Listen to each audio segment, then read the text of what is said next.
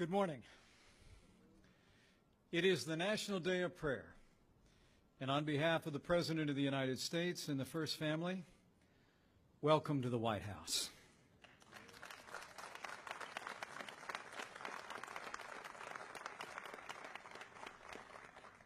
To Pastor Paula White, Pastor Jack Graham, Cardinal Wuerl, Rabbi Heyer, and to all our distinguished guests, the President and I are honored by your presence and grateful for your prayers. From the founding of this nation, Americans have claimed that ancient promise that if his people, who are called by his name, will humble themselves and pray and seek his face, that he will hear from heaven and heal their land. In 1775, the Second Continental Congress established a day of fasting and prayer. President Abraham Lincoln similarly urged Americans to pray so that, in his words, the united cry of the nation will be heard on high and answered with blessing. In 1952, President Harry Truman and the Congress formally established this National Day of Prayer as a time set aside each year for the American people to turn to God in prayer and meditation. Every president has issued a proclamation in honor of this day ever since, but not every president has done so in the Rose Garden at the White House.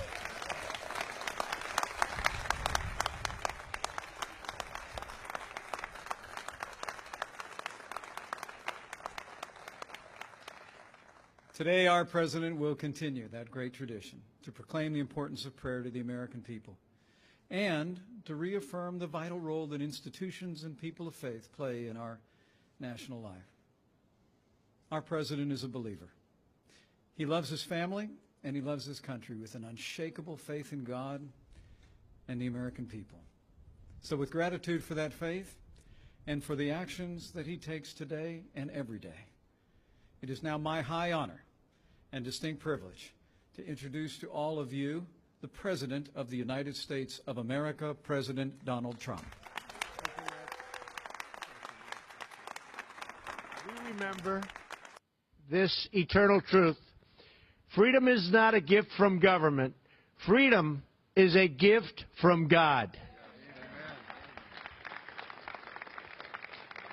It was Thomas Jefferson who said, "The God who gave us life gave us liberty." Our founding fathers believed that religious liberty was so fundamental that they enshrined it in the very First Amendment of our great and beloved Constitution. Yet for too long, the federal government has used the power of the state as a weapon against people of faith, bullying and even punishing Americans for following their religious beliefs. That's been happening. That is why I am signing today an executive order to defend the freedom of religion and speech in America, the freedoms that we've wanted, the freedoms that you fought for so long, and we are doing it in just a little while right over here.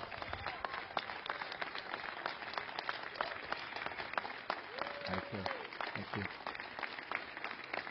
Thank you.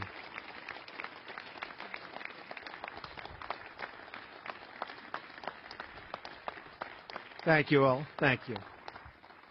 No American should be forced to choose between the dictates of the federal government and the tenets of their faith. As I campaigned across the country, faith leaders explained that they were prevented from speaking their minds because of a 1954 rule known as the Johnson Amendment. I spoke about it a lot. Under this rule, if a pastor, priest, or imam speaks about issues of public or political importance, they are threatened with the loss of their tax-exempt status, a crippling financial punishment. Very, very unfair.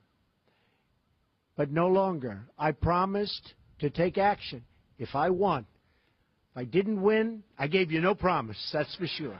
If I didn't win, I guess I'd be gone, right? I'd be out enjoying my life, I think.